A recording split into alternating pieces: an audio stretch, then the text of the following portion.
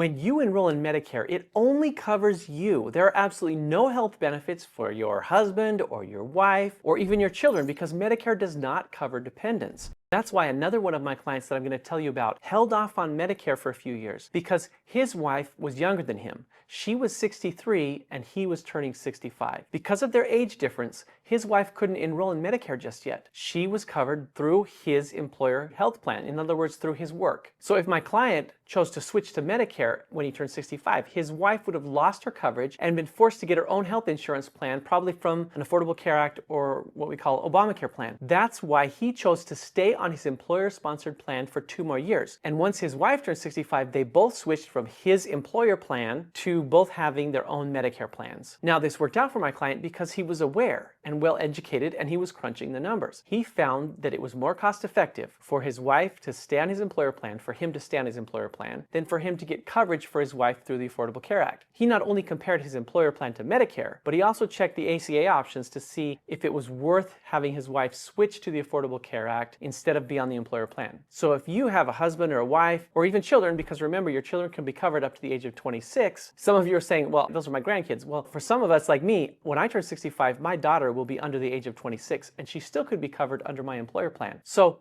in that case, you could consider delaying your Medicare because you need to cover your spouse or your dependents.